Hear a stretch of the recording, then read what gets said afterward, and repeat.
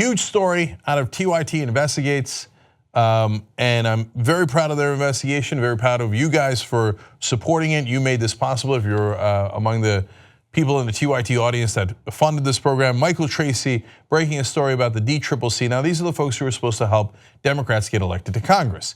Now, like the DNC, they're supposed to be neutral to which Democrats get elected. And theoretically, if you're more progressive, they should be happier about that. Laugh along with me. Now, first, TYT Investigates looked at this objectively. I will give you what they said, and throughout I will give you my commentary on it, okay? So Tracy reports, the Democratic Congressional Campaign Committee is making several demands of candidates preparing for the 2018 House elections, according to an internal memo obtained by TYT. The memo dictates policies on campaign spending and sexual harassment and outlines requirements for Democratic Party unity. Now, I'm glad that they have guidelines on sexual harassment. That sounds good. I've got no issue with that. But demanding unity, well, that depends on what you mean, doesn't it? That seems a little strange. And on campaign spending, why wouldn't a candidate be allowed to spend the money any way he likes? Well, let's find out. The memo was sent by DCCC Executive Director Dan Sena on December 1st to candidates and campaign managers, so recently. So what did it say? Well, it includes a requirement that the campaigns must, quote, not to engage in tactics that do harm to our chances of winning a general election. Wait a minute. What in the world does that mean? They're running a primary against one another. So by definition, likely at some point they will say, well, I'm at a minimum slightly better than the other guy, right? When you're running a campaign, you make a case for yourself. And of course, almost by definition, you make a case against the other person. So it's preposterous to say, no, don't harm any of the other candidates. You're running against them. This is the same kind of ideology. Don't harm Hillary Clinton because she's a presumptive nominee. Well, who presumed it? You presumed it. And now we know because of Donna Brazile, who was the DNC chair, turns out there was a reason they presumed it, because they had taken over financial control of the DNC. So here comes now the DCCC on the House side going, make sure that you don't criticize. Now they don't say incumbents, but they mean incumbents, and I'll show you why, okay? But by the way, is that rule really true? For example, Doug Applegate's a Justice Democrat. He's the leading candidate in the race against Darrell Issa. Darrell Issa is now down by 10 points to Democrats. Doug Applegate is very likely to be the candidate, very likely to be the next congressman in that district in California. So does that mean the establishment candidates, and there are several in that race, are not allowed to criticize Doug Applegate? Okay, great. There's progressives that are in the Justice Democrats that are leading in a handful of races. Are there establishment, corporatist, centrist Democrats not allowed to criticize them? My guess is they're like, oh well, but that's different. But that's different, right? So well, let's keep going here. Candidates also must hold a unity event with their primary opponents following a primary, the memo says. Okay, well, I would hope so. You know, you guys know my opinion and what I did during the 2016 election. I fought for Bernie Sanders because I thought he was a better candidate. I was right, and because I could read polls, and I didn't care about the money at the DNC and who was getting paid and which consultants were getting rich. And then when he lost, I said Hillary Clinton was better than Donald Trump. So now I've gotten plenty of grief for that and a lot of disagreement about that, but I think I was right about that as well. So I believe in having unity, especially against monstrous Republican candidates. But would I enforce that? Well, that's kind of a weird thing. I don't know what's going to happen in the race. So, for example, let's take a Republican example. John McCain and George Bush were running against each other in 2000 for president, obviously, in the primaries. And Bush's team did a robocall where they said, where they smeared John McCain by saying that he had an illegitimate black child. Now, that's not true, but Karl Rove did that incredibly dirty tactic anyway. Now, in reality, of course, they had actually adopted a child from Southeast Asia. I mean, what Bush did there was the worst of the worst. Is John McCain supposed to turn around and go, Oh, George Bush, let's hug it out. What a wonderful thing. Let's do unity. If I was John McCain, under no circumstances would I do that. And I don't care what the DNC or the RNC tells me about the unity I'm supposed to have. So I would say, I hope so, but it certainly depends.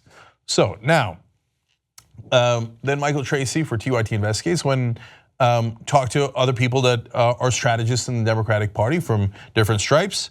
One strategist working on a Democratic congressional campaign who was not authorized to speak publicly said that barring primary candidates from using tactics that might disadvantage the winner in the general election gives the edge to, quote, corporatist candidates who have super PAC backing. Those super PACs could carry out such attacks, while smaller grassroots campaigns without super PACs would be unable to respond. Now, that's a great point. And I have to confess that I did not think of that until I read that quote, and I just saw this story today, and it's a great story, and let's just tackle that issue. Do you understand the trick being played here? They tell all the candidates, including progressive candidates with less money and progressive candidates who don't have super PAC backing because they're not corrupted, don't fight, don't criticize the other side. But they can't do anything about the super PACs. So the corporate Democrats who have super PAC backing can unleash their super PACs to destroy the progressive candidates. And then the DCCC goes, oh, is that what happened? Oh, sorry, I made you guys unilaterally disarm while the super PACs destroyed you. Yeah, thanks, but no thanks. Not remotely interested in that horse crap. Okay, Democratic congressional campaign strategist says this is systemically designed to disadvantage progressives. Now, more from the Tracy story here. The memo requests the signature of the candidate, but it's unclear the extent to which it would be legally binding. The memo says the DCCC will provide trainings and template campaign tools to candidates who have open lines of communication with the DCCC. Now, that has two components that are very important. One is, Jay, sign it, you better sign it, okay? No, don't sign anything. Who the hell are you guys to tell us what to sign and what not to sign? Or to tell any of the candidates, the ones I agree with, the ones I disagree with. But what's their leverage? So that brings us to point number 2. You're not gonna get any training or campaign tools if you don't have open line of communication with the DCCC. In other words, if you don't sign and unilaterally disarm, we'll take away all the tools you have and we'll create an unfair playing ground. Democratic Party doing that in favor of corporate interests. Why? I would never. So they're still doing it today. And then when you bring up issues like this, a story we just broke today, they'll say, oh, you're relitigating the past. No, this has nothing to do with 2016. You're doing it right now. Now, here comes something even stranger, and this is really interesting. The memo mandates that candidates preserve at least 75% of all funds they raise for, quote, paid communications, which is seen as code for TV advertising, a method viewed by much of the new generation of Democrats as outmoded, especially for mobilizing young and minority voters who could be critical in 2018.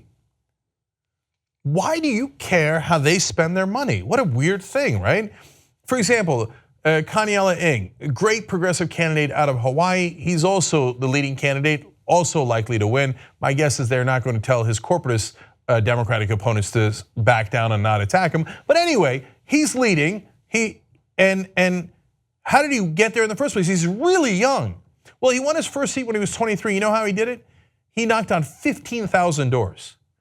The DCCC would tell him, don't do that. Don't knock on doors. You have to spend 75% of your money on TV. Why is that your business? If I think it's a waste of money, why do I have to waste the money that way? Oh, because the DCCC and the DNC and this whole Democratic Party organization, unfortunately, at the establishment level, at the Washington, D.C. level, it's not about getting Democrats elected. It's about taking all that money and funneling it to Democratic consultants who actually run the DNC and now apparently the DCCC. And people who are working in advertising who take 15% commission on every TV ad. The lawyers who facilitate that. This is all about the money. Don't fight back against our opponents who have been corrupted by the money, and take whatever money you have and make sure you spend it on TV. The answer should be a unilateral hell no, hell no. So And then they wonder, well, how did we lose popular support? I don't know why progressives aren't backing us. And you wonder why they don't talk about Trump's corruption, because it would bring up their corruption. Get out of the way, get out of the way. Uncorrupted progressive candidates can talk about Trump's corruption all day long because they don't take corporate PAC money. They're not wed to the DNC and the DCCC lobbyist friends and consultant friends and the people who are skimming all that money off the top. Finally, Norma Solomon, who ran for Congress, who was a Bernie delegate in the last election, said the DCCC has a very bad history of pushing out more progressive candidates during a primary, and the bad history has not ended. It's always a subtle blackmail. If you don't show that you can play ball, we're gonna freeze you out. Well, then they'll turn around and go, what, let's have unity. No, I don't agree to you freezing out progressives. I don't agree to you being corrupt. I don't agree to you funneling all the money to your friends who are lobbyists and consultants and advertisers and all the other things. We don't agree. I don't agree that I need to run on your corporatist agenda. I don't agree that I need to sign off that I'm never going to criticize my opponent. For example, in California, Dianne Feinstein is in favor of the death penalty. I'm not supposed to criticize her on that. And Allison Hartson running against her is not supposed to criticize her on that. And then you've got, she voted for the Bush tax cuts. You're not supposed to criticize that. Why would I not criticize that? Why can't California have a progressive senator? Hey, we'll cut off all your tools. We'll cut off all your, now that's a Senate run. DCCC is on the House side. But you can apply it to any of them. There's corporatist candidate after corporatist candidate. And we're apparently supposed to let them destroy progressives and then pay for their own destruction. No, thank you. If you become a member of the Young Turks, you'll be saying, you know, I'm like a smart person. So do it right now, tytnetwork.com/join. Get the whole Young Turks show every day.